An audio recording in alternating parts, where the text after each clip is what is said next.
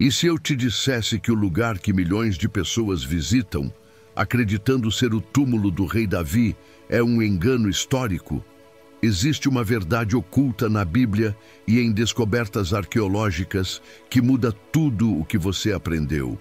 Neste vídeo, vamos expor a localização real do túmulo, não baseada em tradições de homens, mas em evidências irrefutáveis. Ficar até o final é crucial, porque esta revelação é uma chave para fortalecer sua fé e conectar você ao verdadeiro legado de Davi, que nos leva diretamente a Jesus Cristo. Muitos que são abençoados por estas revelações ainda não fazem parte do nosso canal. Se você busca a verdade que liberta e quer fortalecer sua caminhada, inscreva-se agora e ative as notificações para não perder nenhum conteúdo transformador. Prepare-se, pois o mistério do túmulo do rei Davi será desvendado agora. Vamos começar nossa jornada.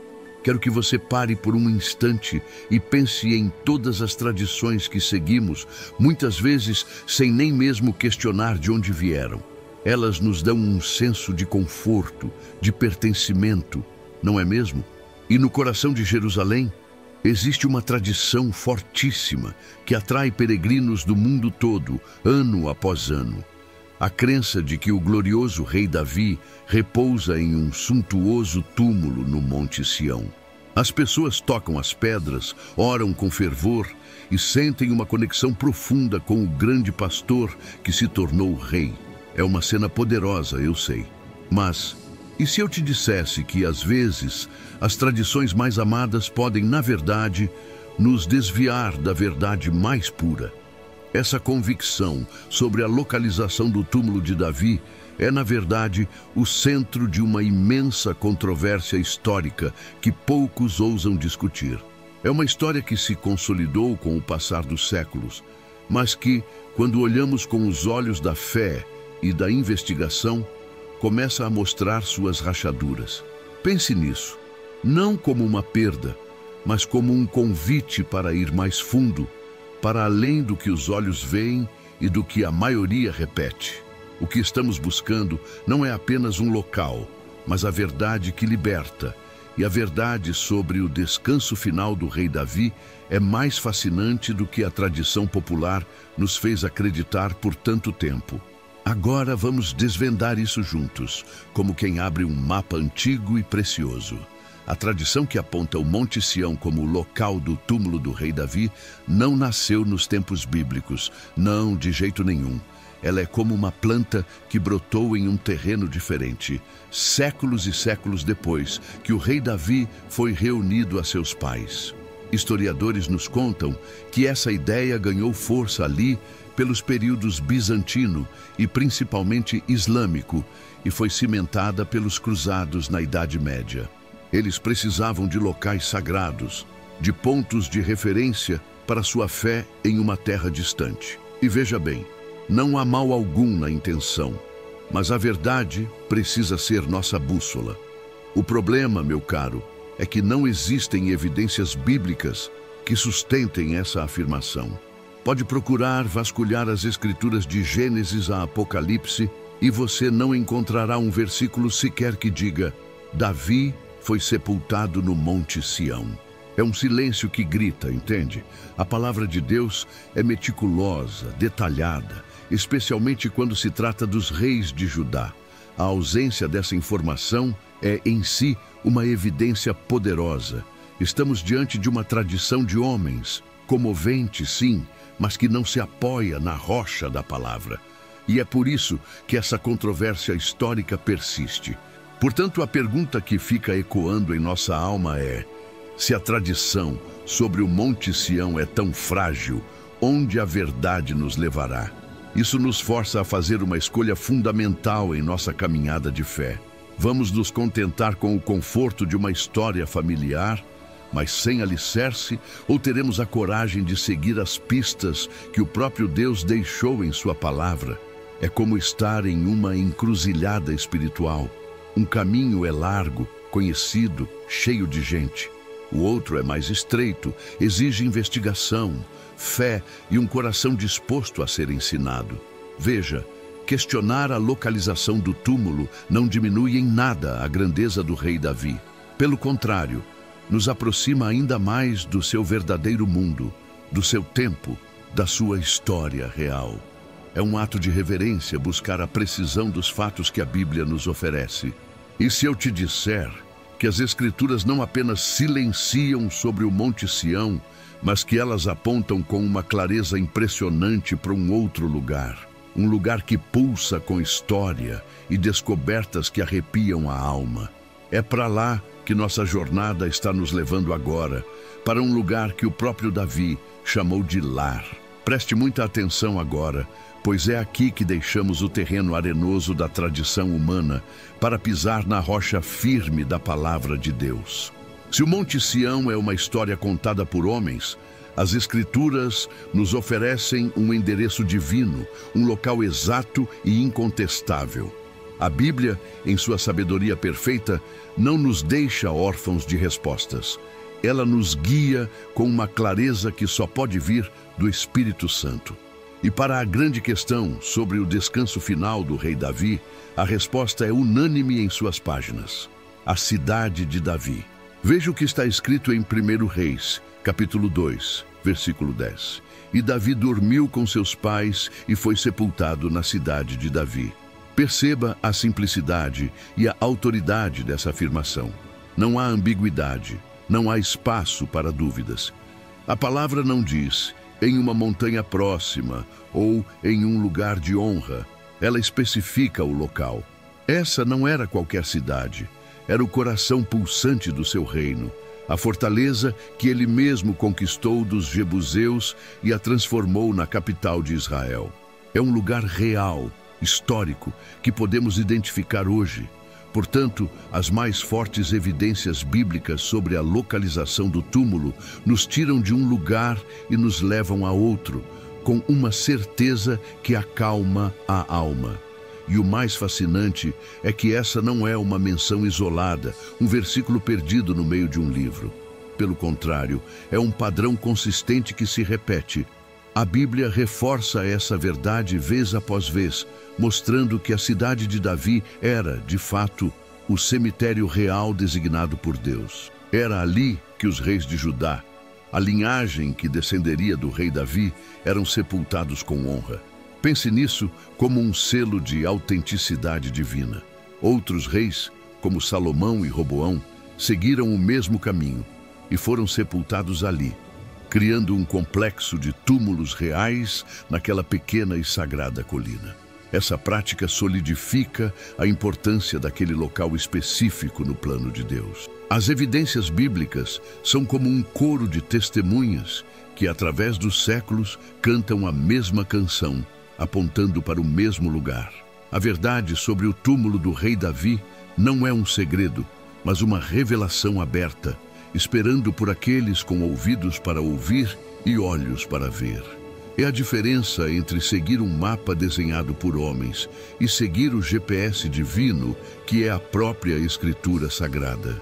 A palavra de Deus não falha e não se contradiz. Isso nos leva a uma reflexão profunda sobre a natureza da nossa fé. Deus, em sua soberania, fez questão de registrar a localização do túmulo do seu servo Davi.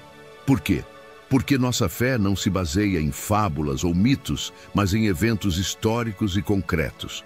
O fato de sabermos onde o rei Davi e os outros reis de Judá foram sepultados ancora nossa crença na realidade. Mostra que essas pessoas viveram, reinaram e morreram em lugares reais, que ainda hoje podem ser explorados. A cidade de Davi se torna então mais do que um ponto geográfico. Ela é um testemunho de pedra e poeira da veracidade das Escrituras.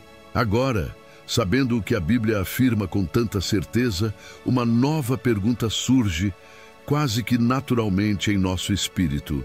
Se a palavra de Deus aponta para a cidade de Davi, será que encontramos alguma coisa lá?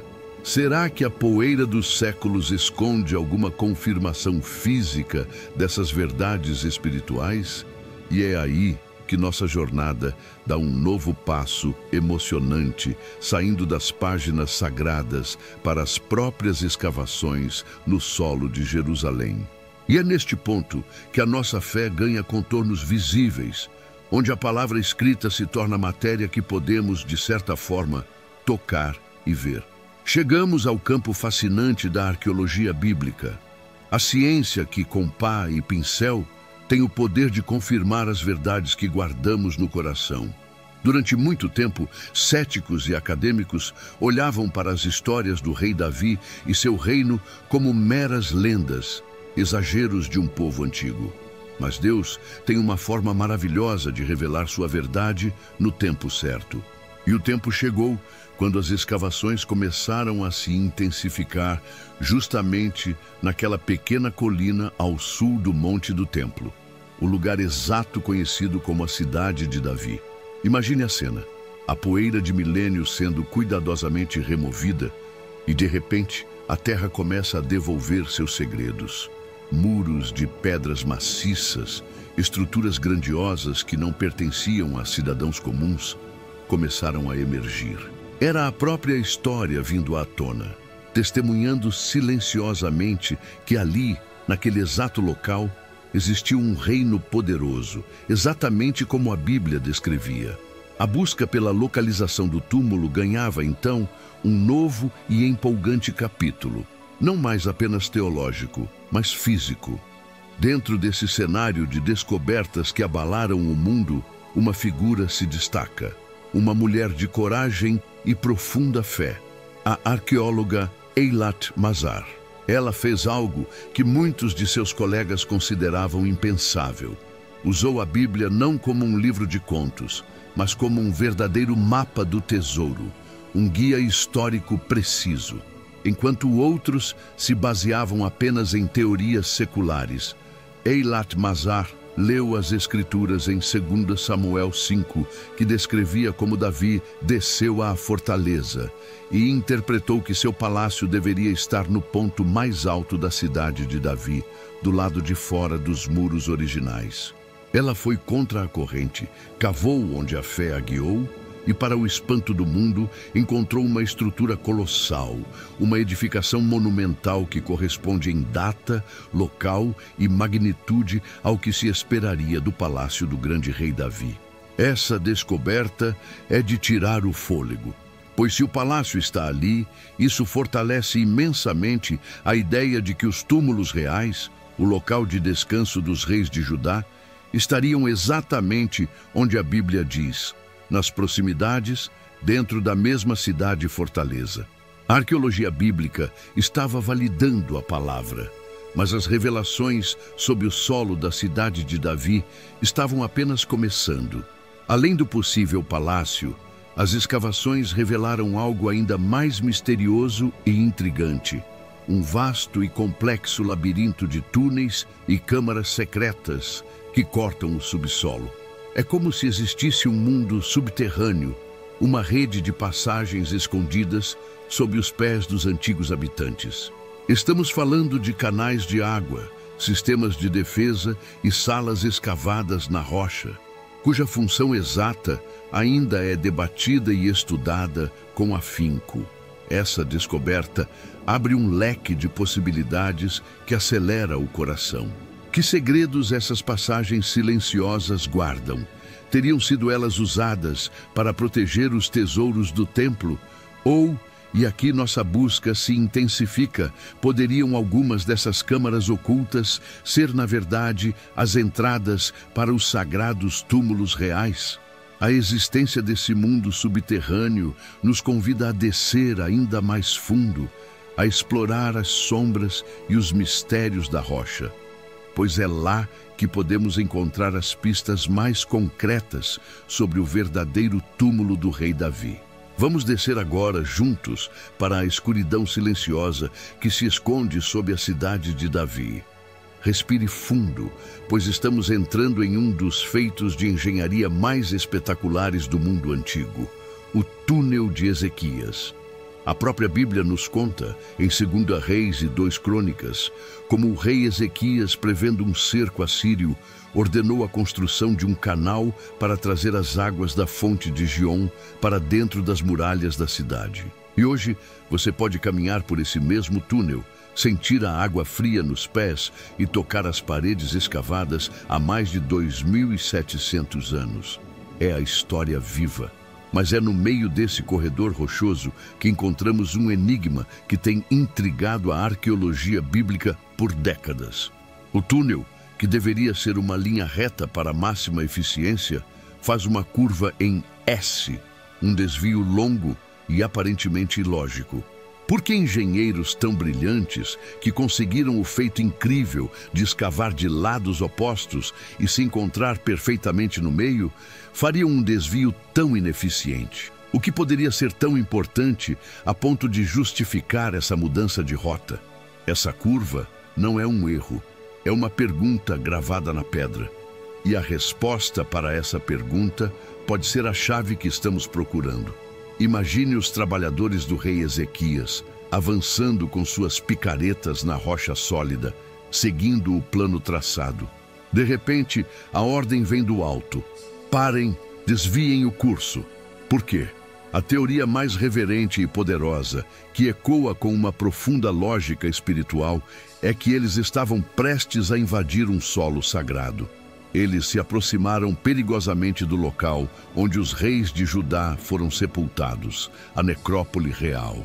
O desvio no túnel de Ezequias seria, então, um ato de profundo respeito, uma manobra intencional para não profanar os túmulos reais, incluindo o mais sagrado de todos, o túmulo do rei Davi. Pense na santidade daquele lugar. Era o local de descanso da linhagem de Davi, a raiz da promessa messiânica. Violar aquele espaço seria uma ofensa gravíssima. Essa curva na rocha, portanto, se transforma em um dedo silencioso apontando para uma área específica, sussurrando através dos milênios: aqui jaz a realeza, não perturbem. A busca pela localização do túmulo ganha aqui uma evidência indireta, mas extremamente eloquente. Além do famoso túnel de Ezequias, outras descobertas no subsolo da cidade de Davi reforçam essa ideia. Escavações mais antigas, como as do arqueólogo francês Raymond Weil, no início do século XX, descobriram um conjunto de câmaras funerárias escavadas na rocha, notavelmente elaboradas, bem na área que a Bíblia aponta. Embora essas câmaras tenham sido encontradas vazias, pilhadas ao longo da história, sua forma, seu tamanho e, crucialmente, sua localização se encaixam perfeitamente na descrição de um complexo funerário real. Muitos acadêmicos inicialmente descartaram essas descobertas, mas talvez estivessem procurando por pirâmides egípcias em vez dos sepulcros mais modestos, porém dignos, da monarquia hebraica. Cada um desses túneis e câmaras são peças de um quebra-cabeça monumental. A rocha nos contou sua parte da história, com suas curvas e seus cômodos secretos. Mas será que os escritos antigos, os registros dos escribas que viveram naqueles tempos, podem nos dar mais uma pista, uma confirmação final? Deixemos por um momento a penumbra dos túneis e voltemos à luz da palavra, pois as pedras sussurram, mas as escrituras declaram. As evidências físicas que vimos na cidade de Davi são poderosas, mas elas se tornam irrefutáveis quando alinhadas com os registros escritos dos profetas e escribas. E um desses registros, de um valor inestimável para nossa busca, vem do livro de Neemias. Pense em Neemias, um homem com uma missão divina, a de reconstruir os muros de Jerusalém que jaziam em ruínas. Ele não era apenas um líder espiritual, mas um administrador, um engenheiro, e seu relato é um documento histórico detalhado, quase um diário de obras daquela reconstrução monumental. E é no meio de uma descrição aparentemente técnica, um roteiro de quem consertou cada trecho do muro, que Deus escondeu uma das pistas mais claras sobre os túmulos reais, uma joia de revelação que, por si só, ilumina toda a nossa jornada. É a prova de que Deus está nos detalhes e Ele queria que soubéssemos. Vamos nos debruçar sobre o capítulo 3, versículo 16 do livro de Neemias. Enquanto descreve a sequência da reconstrução, o texto diz que um dos grupos trabalhou até defronte dos sepulcros de Davi. Pare e medite nessa frase por um instante. Observe com atenção a palavra usada, sepulcros no plural. A Bíblia não diz o sepulcro no singular, mas os sepulcros de Davi. Essa pequena, mas crucial distinção é uma revelação bombástica. Ela confirma que não havia apenas um único e isolado túmulo do rei Davi, mas sim um complexo funerário, um cemitério real, exatamente como as câmaras e túneis subterrâneos sugerem. Essa é uma das mais contundentes evidências bíblicas que possuímos. A palavra de Neemias casa perfeitamente com a teoria de que o desvio no túnel de Ezequias foi feito para contornar essa área sagrada, onde repousavam não apenas Davi, mas também outros reis de Judá. A controvérsia se dissipa diante da harmonia entre a arqueologia e a teologia, entre a pedra e a palavra. Então veja como o quadro se completa de forma maravilhosa.